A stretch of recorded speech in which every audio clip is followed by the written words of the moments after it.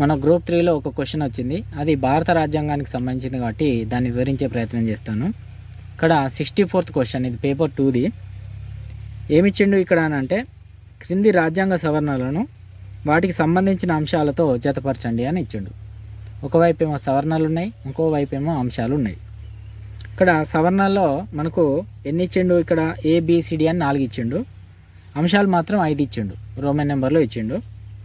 ఇక్కడ సవరణలకు సంబంధించి ఏ ఏంటిదని అంటే 61వ సవరణ, B 86వది, C 97వ సవరణ, D 101వ సవరణ. ఇటు సైడ్ అంశాల వైపు ఏమి ఇచ్చిండు, ఒకటోది సహకార సంఘాలకు రాజ్యాంగబద్ధ హోదా, రెండోది వస్తు సేవల పన్ను, మూడోది ఓటింగ్ వయసు 21 నుంచి 18 సంవత్సరాలకు తగ్గింపు, నాలుగోది 10వ షెడ్యూల్ చేర్చడం, ఐదోది ప్రాథమిక హక్కుగా ప్రాథమిక విద్య. సో ఇక్కడ ఫస్ట్ నుంచి మనం చూసుకుంటూ వద్దాం. 61వది రాజ్యాంగ సవరణ దేని గురించి చెప్తుంది. సో 61వ రాజ్యాంగ సవరణ దేని గురించి చెప్తుంది అని అంటే, ఓటింగ్ వయసును 21 నుంచి 18 సంవత్సరాలకు తగ్గించడం. తర్వాత 86వ రాజ్యాంగ సవరణ ఏం చెప్తుంది, ప్రాథమిక హక్కుగా ప్రాథమిక విద్య. సో ప్రాథమిక విద్య అంతకుముందు ఉండేది, కానీ అది ప్రాథమిక హక్కుల్లో భాగంగా ఉండకపోయేది. దీన్ని ఏం చేశారు అని అంటే, 86వ రాజ్యాంగ సవరణ ద్వారా ప్రాథమిక విద్యను ప్రాథమిక హక్కుగా మార్చడం జరిగింది. ఆర్టికల్ 21A ఉంటుంది అది, ఈ అంశానికి సంబంధించిన విషయం. ఇక్కడ సి ఏముంది అని అంటే, 97వ రాజ్యాంగ సవరణ.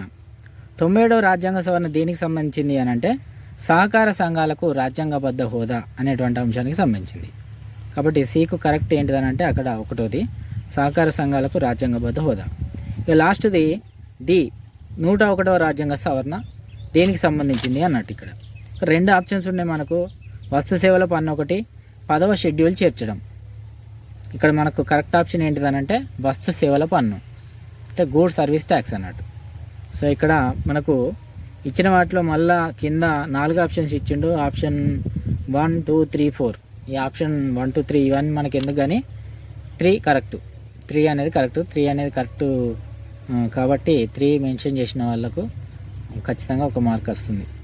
సో మన యూట్యూబ్ ఛానల్ తరఫున నేను ఎన్ని చెప్పినా అని అంటే, ఇందులో నుంచి 2 చెప్పిన. సో 2 తెలిస్తే ఇంకా 2 రాయొచ్చు కదా ఆటోమేటిక్గా. So marks కొట్టేసినట్టే.